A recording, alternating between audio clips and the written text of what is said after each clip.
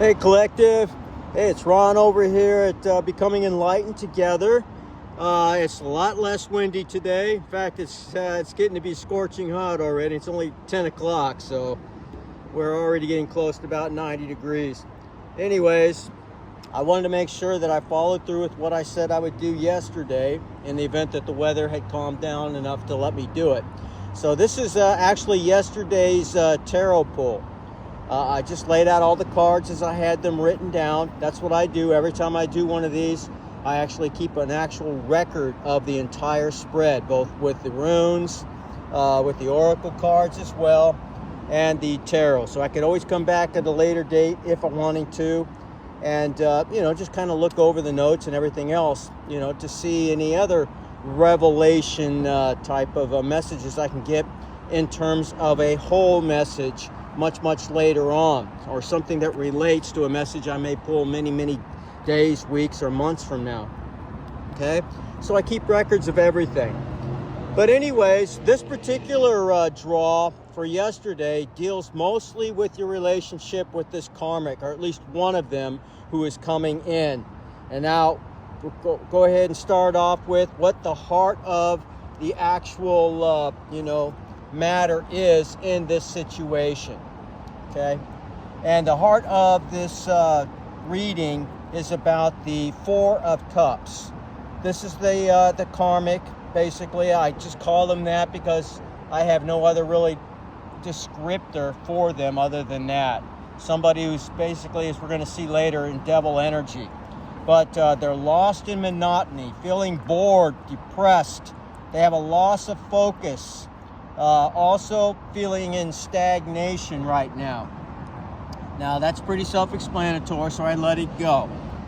Okay, now what's crossing that is the Eight of Cups. Now the Eight of Cups also talks about the desire to leaving something behind, abandoning ship, escaping, needing a sense of strength so you can travel and move away from the situation.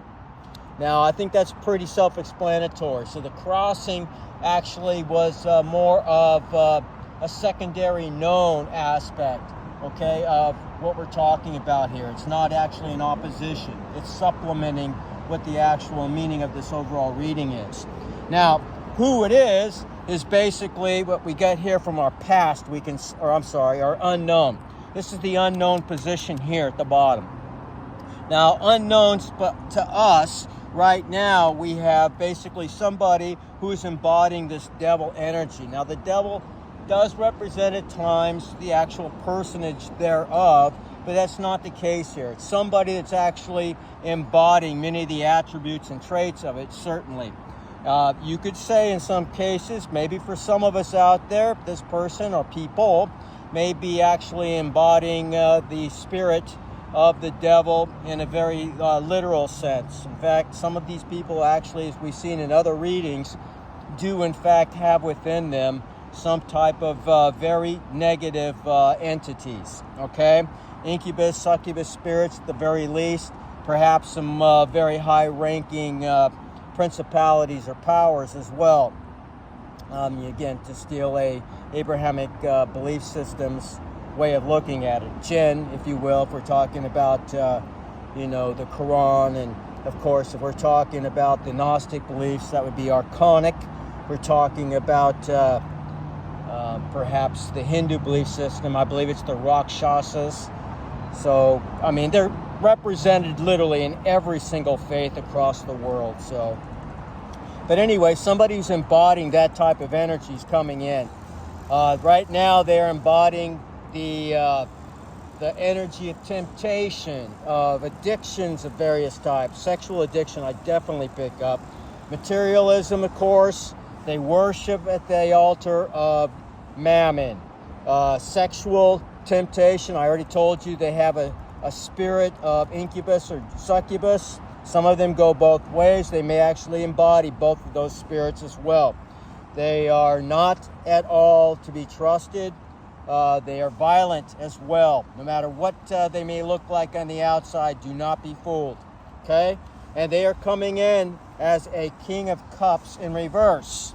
Now, the King of Cups in reverse talks about somebody who is unbalanced, both in their rationality and their emotional makeup. So they're irrational and they're very, very out of sorts emotionally, very immature. As we'll see here in a minute, they're actually coming in as a page. So they're irrational, they're very rude, impulsive, very unfaithful, and reactive. Now they are coming in basically for the Empress. You, collective, are embodying the energy of all four queens. The Empress is somebody who gives birth to maternal influences of all types, materialistically, and that also talks about fertility in terms of, maybe actually being, with child.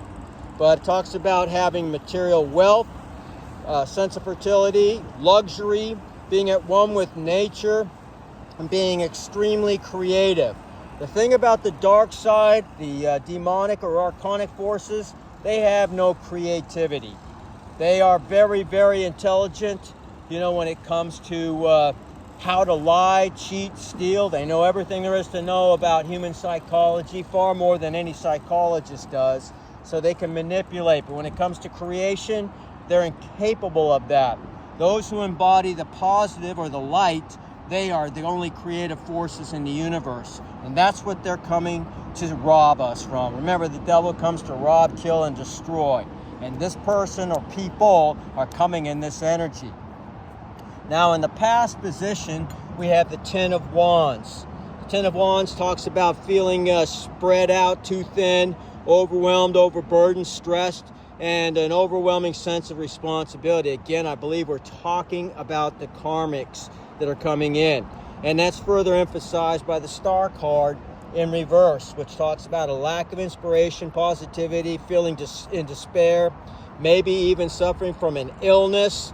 Now, again, as we've talked about in the past, I don't get these every day or even every week, but a few times we've got what looked like somebody actually has, if not just sexual demons, they may actually have a sexually transmitted disease. So they're coming in to charm you, okay? That is one of the attributes that this person, presumably somebody from your past, is coming in to try to bring that energy to you. So be strong, collective. Okay, you may still be smitten by this person, and they're coming in with a very overwhelming sense, to get underneath your radar, so to speak. But basically, they're also in an energy of negativity, hopelessness, and boredom. They are just never satisfied. Now, they're coming in as a Page of Cups. Now, pages basically, like I said, they're very childish. They're immature typically, but they come in with an enthusiasm, a childlike enthusiasm. So they're coming in with new ideas or information. Again, proposal of romance, youth-like, childlike ambition, creativity, insight, and news. They want to share with you something. And in our known position at the top, we see that they're coming in very quickly with the Eight of Wands. So you got to expect things are going to move very rapidly. Fast progress, quick growth, and excitement. That's what they are proposing. That's what they want. With whatever this proposal is that they're offering you. Okay? You, being that you are embodying whoever you are, and this is man or woman. Again, when we're talking about anything that's shown as a female, a queen, or anything of that nature, or an empress, we're talking about the energy. We're not talking about a woman specifically. A man can be an empress energy as well, especially if you're highly intuitive and psychic and things of that nature. You embody many of the feminine qualities. Now, again, an empress embodies all four queens. So you are coming against them in the Queen of Swords energy. Somebody who's rational and honest, truthful and intelligent, realistic, objective, but also very critical. That's why you have your sword. The sword is your weapon in spirituality, so don't forget it. It's also the weapon they use when you're looking at the dark side too, when they're casting their black magic and so on. All right, so you're in that energy. All right, so there's a lot of, as we get more clarity on that, I call it the Four Swords in the upright. It talks about mentally or emotionally overwhelmed, feeling stressed, anxious, drained, fear, and burnout. Now, this is their energy, but you may be feeling some of this energy too, collective, okay? I got further clarity with the Knight of Swords, where it talks about a failure to recognize opportunities, mischance, danger, self-doubt, and cowardice. Now, I never got clarity on this because in my gut I saw it twofold, or felt it twofold.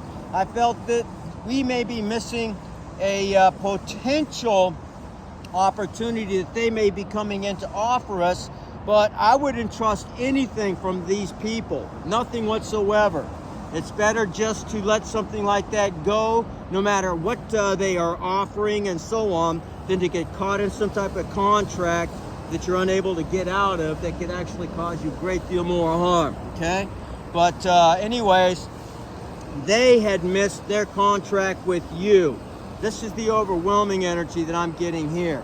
So this could have been an emperor at one time that was basically a fallen angel of sorts, okay? Now, the Knight of Pentacles in the upright talks about you continuing to labor in your goals, diligence, hard work, long-term goals, and perseverance at the things that you set your mind and heart to, okay? Now, in terms of how you see yourself, that's further emphasized down here by the Page of Swords in reverse. Basically, again, the arrival of bad news, mental stagnation, head fog, bad communication, ignorance. That's what you're feeling and dealing with this karmic situation. And it's becoming a mental hardship for you. You're losing sleep over it even. Feeling a little depressed. You need to let it go so that you can recover. Now, how others see you, or perhaps basically other points of view or expectations, is the Three of Wands, looking ahead towards new opportunities, freedom, travel, enjoying success, prosperity, and a good outcome. These are things that they think that you should be doing or are doing. They're observing you doing this. Now, in terms of our guidance, we got the Hangman in reverse, and this talks about being unable to change or go back, feel impulsive, selfishness, victimization, betrayal. Again, this is talking to you about what their energy is, but you're stuck because you have a choice to make between them and somebody else. Now, again, don't take this too lightly, because this is somebody you once had a great deal of affection or love for sometime. So by having to make a decision, it could be a decision between a person, maybe not this person, it could be somebody else, another love, and a job, for example, or two people. It's hard to say. It doesn't emphasize that one way or the other. But it's two choices that you're going to have to make, or a choice between two choices. And they're hard choices. That means they're blind to the truth and denial. They're caught in the middle of something. I hate these fuckers. They do this every time I do a reading, man. All right, and your outcome. You got the Three of Swords in reverse. It talks about overcoming sorrow, mending your heart, healing, recovery, letting go, and growing. And that's further emphasized with the Ace of Cups, where it talks about new opportunities and positive energies, joy, love, celebration, fertility, new relationships coming in.